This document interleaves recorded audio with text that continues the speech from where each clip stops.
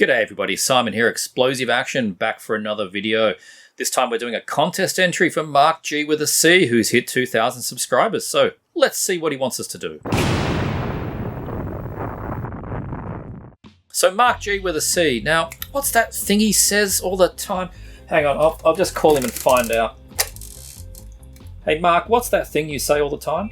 Filthy, dirty, horrible death metal. That's it. That's what we're going to be talking about. So first thing, congratulations Marc for hitting the 2,000 subs milestone. We just did Dennis at the Analog Archives 2,000 subscribers contest video, and here we are doing Marc's.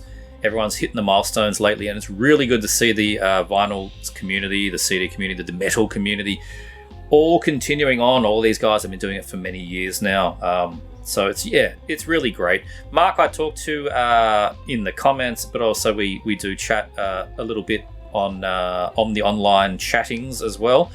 And I've sent him a few suggestions of things that I think would fit into his wheelhouse of death metal. And we have a bit of a natter about bands, and I go and suggest he should go see things in some place in England. Go see Vacuous, they're playing in London, and he'll remind me that he lives a good 100 miles away from there. And I'm like, oh, that's right. Yeah, it's a big place, isn't it? But anyway, we're here to do a contest entry.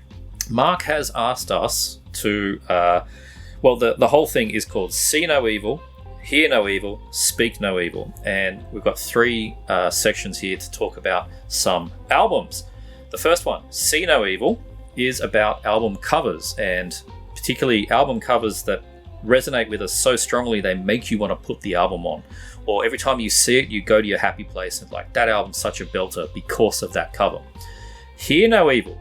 This is the controversy one. This is when there are albums that you think are just so good that people in the peanut gallery are like, that album sucks. And you're like, goddamn wrong. You are so wrong. That album rules, and this is the 10 reasons why. That's Hear No Evil. You will not hear anything bad about these albums. The third one is Speak No Evil. Particularly here, we are to talk about albums that we've learnt from Marc's channel or other people on the VC, their channels. I've picked two albums that I picked up from Marc's channel specifically. So let's get into it. So See No Evil, I'm going to show two covers here. I'm going to show two for everything. And this one here, this was a no-brainer. As soon as he announced this, I'm like, this is my pick. Demigod, Slumber of Sullen Eyes. Classic foundational Finnish death metal from 1992, out on Drowned Productions. With the, I think, fantastic Rob Smith's artwork. He did pieces for Broken Hope around the same time as well. Now, I've always loved this hand-drawn, sketching kind of design. I love the colours on it. They're almost pastel, like you got light pinks and greens in here, and the sort of skin color tones. But when you dig into it, there's so much going on here. The closer you get, sure, there's a guy here and there's some kind of spectral thing going on there, but look into this. You've got like an eyeball, you've got teeth, there's cybernetic stuff up here, there's like definitely man meets machine into some kind of creation up there. Little old mate down here in the corner having a bit of a laugh. There's all the spirit stuff coming up. This album cover rules, and that's why I was so annoyed at the 2006 reissue that Extreme Records put out that looks like this. I had that on CD because that was the one you could get. And of course the album was exactly the same, but man, I don't know if Rob Smith's had anything to do with that reimagining. It's all brown and orange. It's dull. It's just dull. And every time I looked at it, it did not make me want to listen to the album. It was actually bad enough for me that it put me off listening to one of the best death metal albums ever made. So, I think it was a couple of years ago, I was able to pick up this original pressing on vinyl and push the boat out a bit to get it, because challenging thing to get, because this is the old Drowned Productions record. Now, of course, Smart Records have reissued it, and you can get it all again nice and shiny, but whatever. I'm happy with my OG, and I love this cover artwork. It makes me want to play it. The reimagined version did not make me want to play it. So, for that reason alone, Demigod, Slumber of Sullen Eyes with the Rob Smith's original artwork, that's got to be on this list. Number one. Now, the second one. This is kind of different. I admit this is not great, but look at me smiling. And I mean, that's what it's all about. This is Whiplash, Power and Pain.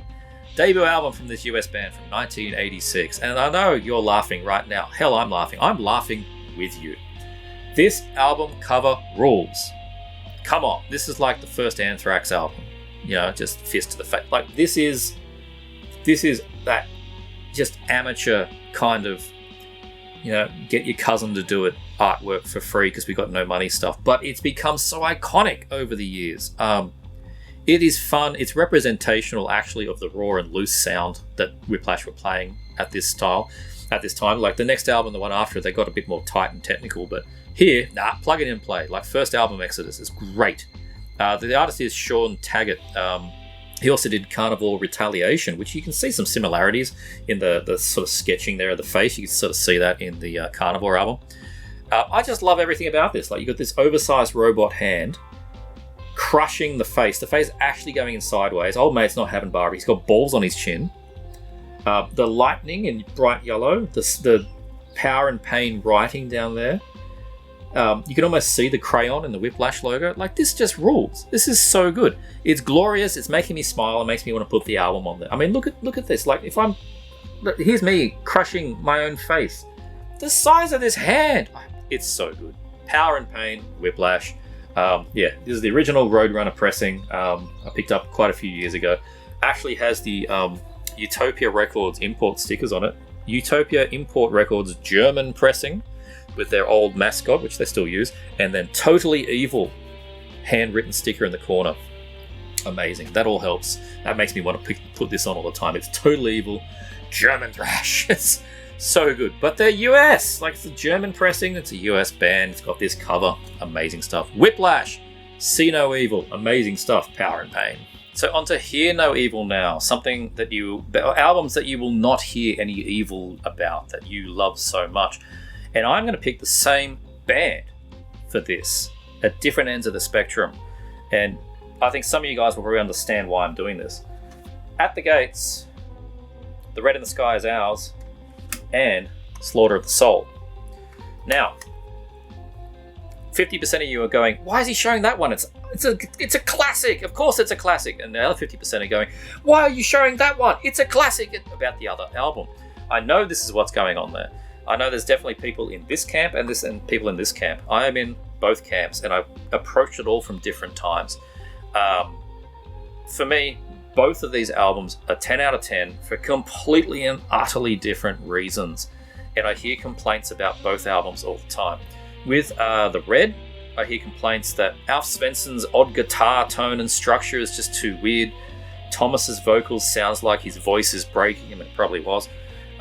Through to the supposedly poor production. It's very thin and it's almost black metal and tinny sounding. That's the complaints about The Red. With Slaughter, they're sellouts. It's too poppy sounding. It's too polished and formulaic. No Alf, no soul. Well, except for the Slaughter of the Soul.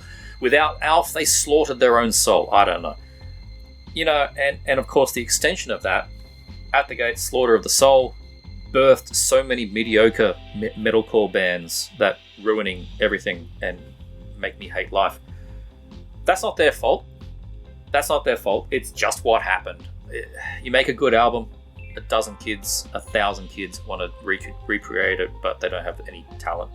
But yeah, so look, for me, both albums are still 10 out of 10, and they're just very different. I loved how unhinged this thing sounds. It really is. It sounds like Alf is holding the whole thing together with his weird technical guitar style, and the rest of the band is struggling to keep up. The drums frequently just go off. Obviously, Thomas's vocals, he doesn't know what's going on.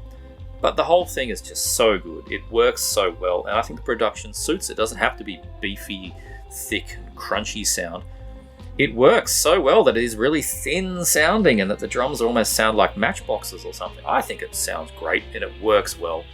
But it doesn't sound a thing like this band. There's absolutely nothing similar here, except for you can vaguely work out that it's Thomas on vocals.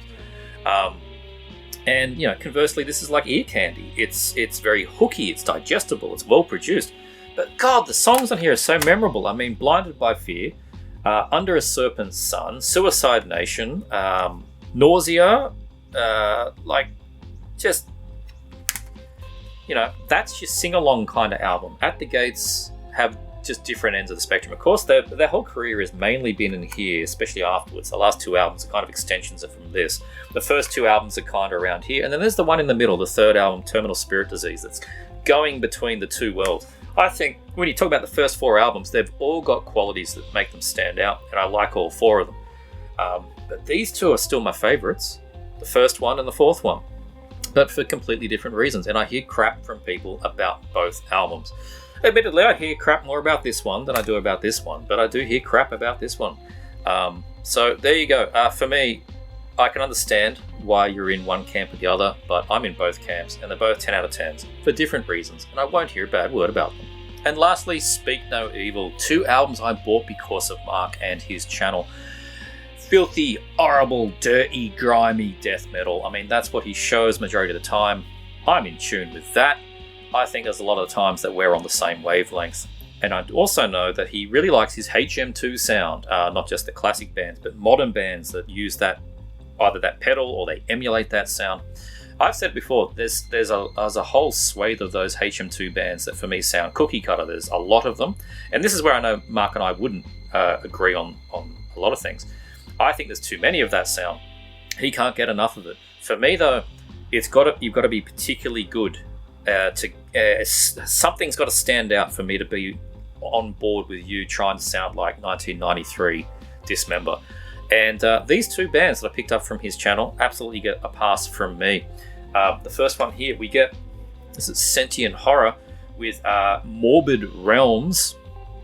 This really does on the surface seem cookie cutter like that. It is thick HM2 sounding guitar, OSDM pacing, more than a few nods to Dismember, Carnage, probably closer to Bloodbath though, really. Their first EP and their first album, really. A lot of Carcass heartwork in those leads. Bill Steer, his presence is felt in those guitar leads for sure.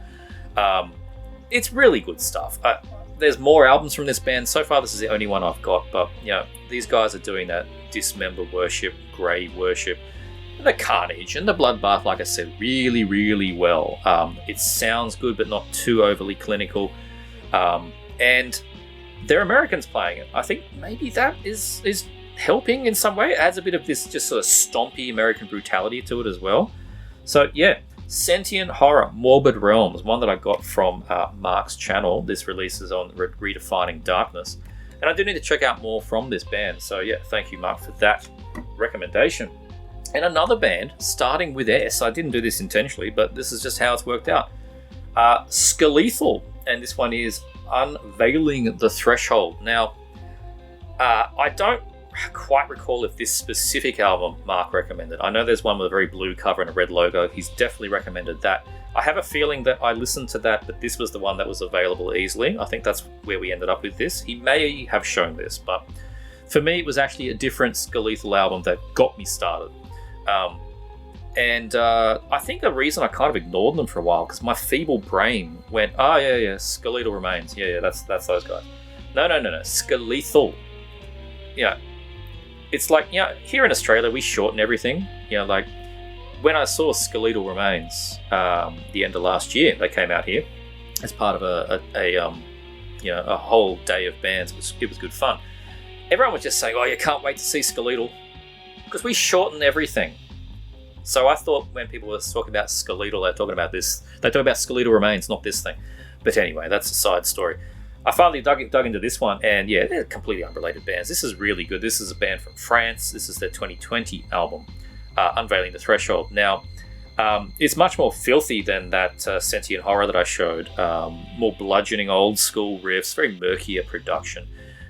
It's a bit like, if we're going to stay in that Dismember sound, we're going to go to their, I think it's their 5th album, Death Metal, that one, which they're it's like, the production's got some sort of flaws to it. I think that's sort of this a bit, but also that modern American murky, extra murky death metal sound. So it's not razor sharp like an ever-flowing stream or anything like that. Gives it a nice sort of plug in and play approach. Like they've just plugged in the stuff, they're in the room with you playing the songs. So yeah, it has a nice analog and raw feel to it. I really dig it. Great riffs. And again, like Sentient Horror, they're not trying to be the fastest band. It's not full of blast. They just occasionally, end of the song have a bit of a blast for a flourish, but it's not that they've got like whole songs that are just death grind or anything. So they're pulled back a bit. I like that big head banging groove to it. So yes, Skeletal. This one's out on Hell's Headbangers. There's the guys. And it even looks old school. Look at that. The fonts, the denim jeans, stonewashed jeans. They're all wearing band shirts. It's good stuff. Skeletal, Unveiling the Threshold. So again, thanks Mark for recommending this band. And that's it. That's the competition. Short and sweet video, I think. Thanks for hosting this competition, Mark. And again, congratulations on hitting 2,000 filthy, horrible, and murky subscribers. Proud to be one of them. Hopefully you get to 4,000 subs a real soon time from now. And hope you guys enjoyed watching this response video. If you did, please like, subscribe. Check out this thing. I'll see you next time.